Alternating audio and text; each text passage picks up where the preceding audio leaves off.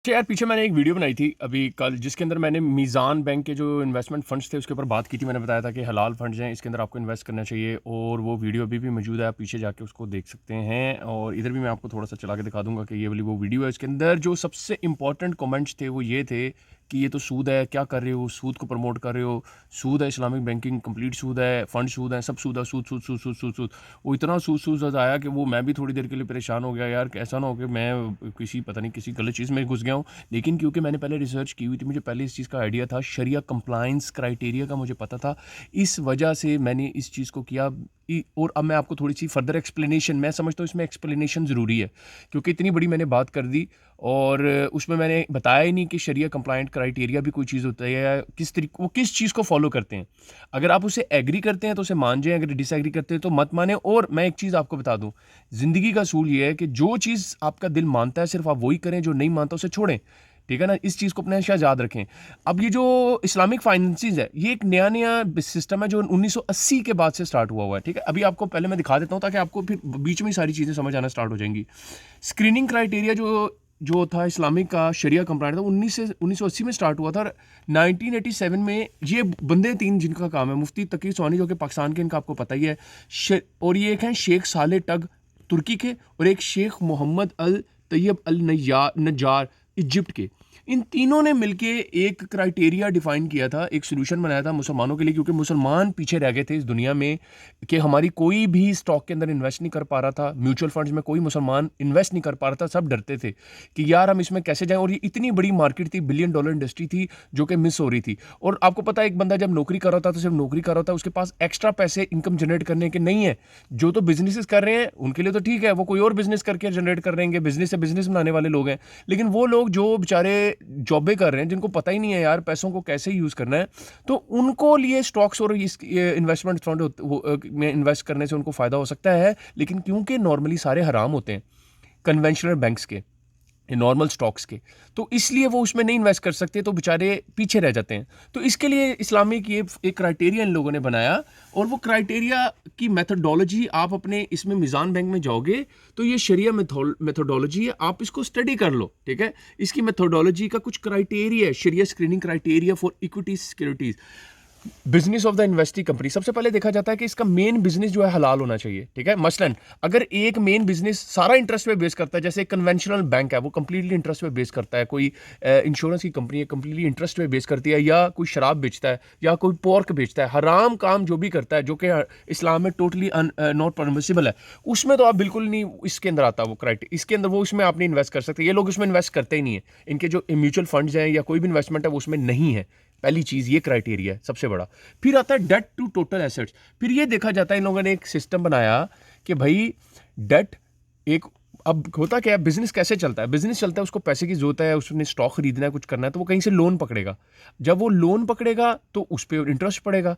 तो इन लोगों ने ये क्राइटेरिया बनाया, अगर उसके टोटल एसेट एक्सपोज 1 लाख के हैं, मैं रुपीज में मिसाल दे रहा हूँ तो आसानी हो समझने में, 1 लाख रुपए के सिर्फ उसके टोटल एसेट्स हैं, लेकिन उसमें जो टोटल उसने उसमें कर्ज लिया हुआ या सूद का आंसर है वो 37% है, 37,000 उसने इंटरेस्ट पकड़ा हुआ है। तो उन्होंने कहा इससे नीचे नीचे अगर है तो उसको हम कंसीडर करेंगे अपने क्राइटेरिया के अंदर। ठीक है, तो इस वजह से 100% ये शरिया कंप्लायंट जो क्राइटेरिया होता है 100% नहीं होता है, लेकिन एक क्राइटेरिया उन्होंने बनाया हुआ है सिर्फ इस वजह से ताकि लोग जो हैं स्टार्ट तो करें आहिस्ता आहिस्ता, ये होपफुली इसके अंदर इंप्रूवमेंट ये वक्त के साथ साथ लेके आएंगे।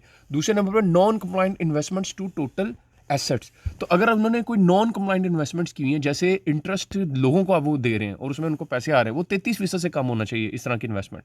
ठीक है, तीसरे नंबर पे अगली क्राइटेरिया है non compliant income to total revenue, purification of non compliant income. इसमें ये होता है कि अगर आपके पैसे कोई नॉन कंप्लायंट है तो उसका आप डोनेशन करें, चैरिटी करें उन पैसों की जो एक्स्ट्रा आए हुए हैं नॉन कंप्लायंट। तो यार ये इस तरीके से इनका एक पूरा का पूरा क्राइटेरिया है। ठीक है, और ये सिर्फ इनका नहीं है, ये गलत फहमी आप लोगों को कि ये मीज़ान बैंक का सिर्फ क्राइटेरिया है, ये Islamic banking through out the world का क्राइटेरिया है। ठीक है, अब आपके सामने दिखा भी देता हूँ, ये है आपका accounting and auditing organisation for Islamic financial institution. ये अदारा है बहरीन के अंदर, इसकी ब्रांच, ये सारी दुनिया में जितने इस्लामिक इंस्टीट्यूशंस हैं ये उनको ये सर्टिफिकेट देता है कि यस तुम शरिया कंप्लायंट हो। ठीक है, इस क्राइटेरिया पे कोई पूरा इनके उतरेगा तो वो शरिया कंप्लायंट है, और ये पूरी दुनिया के इस्लामिक जो इंस्टीट्यूशंस हैं वो इससे सर्टिफिकेट लेते हैं, या इसकी उसकी मॉनिटरिंग है, इसकी काउंटिंग होती है। ठीक है, मुझे नहीं पता हर साल होती कब होती, लेकिन इसकी अकाउंटिंग है। अगर वो ये पाएंगे कि आपने वो क्राइटेरिया फॉलो नहीं किया, उसको नहीं करेंगे। तो ये इनका स्टैंडर्ड है, गूगल पे जाके लिख के इसको पढ़ना हो तो शरिया स्टैंडर्ड लिख के WOIF लिखना, तो सारा स्टैंडर्ड आपको मिल जाएगा। तो ये वही स्टैंडर्ड है सारा का सारा। इसके बाद आ जाता है मलेशिया। अब मैं आपको बात करूंगा कौन कौन से मुल्क इस्लामिक बैंकिंग में ऑलरेडी काम कर रहे हैं। ये सेंट्रल बैंक ऑफ मलेशिया जो है, सबसे ज्यादा पायनियर जो इस्लामिक बैंकिंग में, वो ये लोग हैं। इन्होंने सबसे पहले इस्लामिक बैंकिंग को अडॉप्ट किया था सारी दुनिया से पहले। और ये लोग, इस टाइम आपको हैरानगी होगी कि 2019 में इनकी रिपोर्ट के मुताबिक, इनके सेंट्रल बैंक की रिपोर्ट के मुताबिक 38% जो डिपॉजिट है, यानी टोटल जो है मलेशिया के इस्लामिक बैंकिंग एसेट जो है वो 254 बिलियन डॉलर्स के हो चुके हुए हैं। और 2019 तक टोटल जो फंड्स हैं प्लेस्ड विद क्या कहते हैं इस्लामिक के अंदर जो डिपॉजिट किए हुए हैं लोगों ने, वो 38% हो चुका हुआ है कन्वेंशनल बैंकिंग के। यानी इतना ज़्यादा लोगों को ट्रस्ट है हो गया इस्लामिक बैंकिंग के अंदर। तो ये एक बहुत ही बड़ा सेक्टर हो गया हुआ है वहाँ का मलेशिया का, जिसके अंदर प्रॉपर लोगों की इसके अंदर रिसर्च है और प्रॉपर यही शरिया कंप्लाइंट क्राइटेरिया है। तो होता ही है, जब लोग शरिया कंप्लाइंट यानी इस्लामिक बैंकिंग में आते हैं तो आहिस्ता आहिस्ता क्या होगा, जब ज़्यादा लोग घुसेंगे तो ये आहिस्ता आहिस्ता उसको रूल्स को टफ करते चले जाएंगे ताकि क्राइटेरिया और रिड्यूस हो जाए। और कोई आपके पास सोल्यूशन नहीं ना है। अगर आपके पास सोल्यूशन ना हो फॉर द मोमेंट, तो आपको इनको स्टार्ट करना है। अच्छा, अब मैं आपको एक चीज़ और बता देता हूँ। इसके साथ जो है आपकी S&P 500, आपने अमेरिका की नाम सुना होगा, इसके अंदर भी शरिया की शेयर्स मौजूद हो चुके हुए हैं। इन्होंने भी एक बना लिया हुआ है शरिया कंप्लाइंट के शेयर्स, S&P 500 शरिया, 60 शरिया। अमेरिका में भी जो बैठे हैं बजाय S&P 500, ये शरिया कंप्लाइंट भी उधर उन्होंने क्राइटेरिया बनाया जो किसी को लगा हुआ है। यही क्राइटेरिया सारे फॉलो कर रहे होते हैं, थोड़ी बहुत प्लस माइनस इसके साथ साथ। उसके बाद मैं यूके में बैठा हूँ, यहाँ पे अल रयान बैंक है, मैंने इसके थ्रू इस्लामिक हाउसिंग का घर लिया था। अब ये इस्लामिक, ये भी इस्लामिक है। इन लोगों ने भी अपना पूरा क्राइटेरिया यही सेम इन लोगों ने लिखा होता है इस्लामिक फाइनेंसिंग का, कि हम इस्लामिक फाइनेंस है। और ये कतर का बैंक है। तो ये कतर का इस्लामिक बैंक है जो कि लोगों को मॉर्गेज देता है, इस्लामिक मॉर्गेज देता है। और इनके पास ये देखो, ये बंदों के, इसमें भी तकी उस्मानी साहब का नाम है, ठीक है। लेकिन ये रिटायर्ड हो चुके हैं कमेटी से, क्योंकि अब ये मीज़ान बैंक में लगे हुए हैं। अदरवाइज ये इनके साथ भी वो जुड़े हुए थे। और ये देख लो, इसके अंदर भी उसी का नाम लिखा हुआ है, WOIF, जो मैंने आपको बताया था। ये भी इस चीज़ को मैनेज करते रहे हैं अपने तकी उस्मानी साहब। ये चेयरमैन थे शरिया board of accounting and auditing organisation for Islamic financial institute. इसके चेयरमैन रह चुका हुआ है बंदा, मुफ्ती तकी उस्मानी, जिसने ये बनाया। इसके अंदर भी देखो, ये सारे शेख्स हैं, सारों ने, मुफ्तियों ने फतवा दे के इस चीज़ को लेके आए हैं इसके ऊपर कि ये शरिया कंप्लाइंट है। और क्राइटेरिया मैं आपको बता चुका हूँ, और उसमें मैंने आपको ये भी बता दिया 100% ये इंटरेस्ट फ्री नहीं होता। ये तो अपने जहन को क्लियर कर लें, 100% नहीं है, कोई चीज़ 100% इसमें नहीं होती है। बाकी आपने वीडियोज़ देखनी होगी तो उनको देख लेना। डॉक्टर जाकिर नाइक की वीडियो, नाम लिख देता हूँ, can I take the profit money from the Islamic में, डॉक्टर जाकिर नाइक, ठीक है। ये मैंने लिख दिया, इसको स्क्रीनशॉट लेके और बाद में आराम से इसको वीडियो देखो, थोड़ी सी वीडियो, इसमें अंदर वो क्लियरली कह रहे हैं आप प्रॉफिट ले सकते हैं, इस्लामिक बैंक के अंदर से जायज़ है। अब आगे चलते हैं।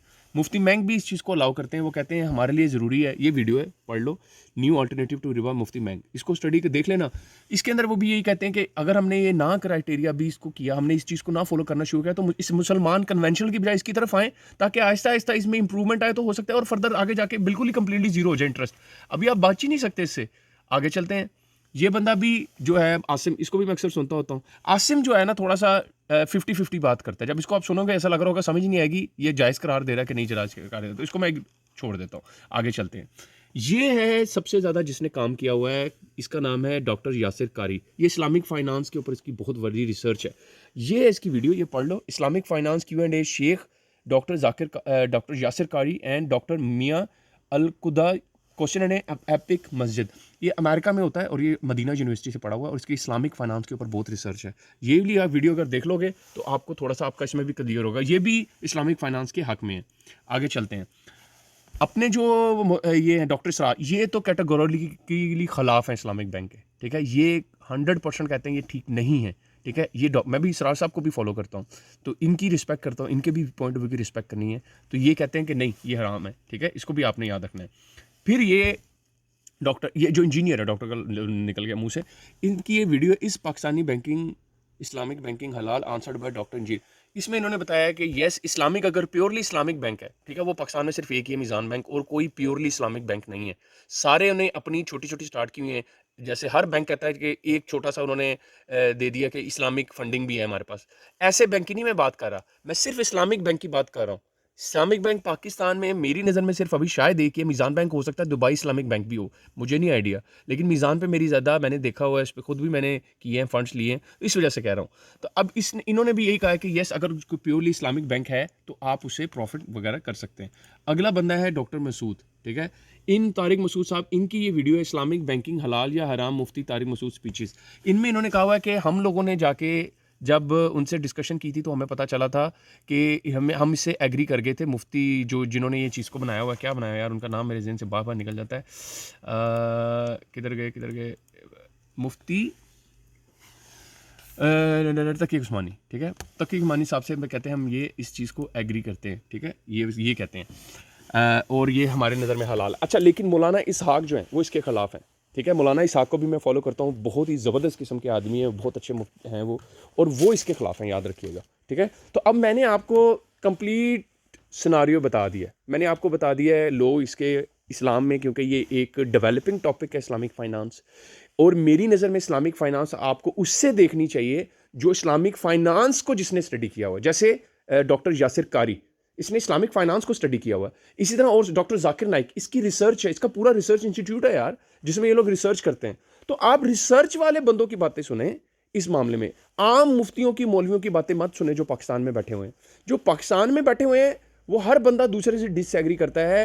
आप एक ही मदरसे के दो बंदे आपस में डिसएग्री कर सकते हैं, तो डिसएग्रीमेंट एक ऐसी चीज़ है पाकिस्तान में बहुत पाई जाती है, ये है।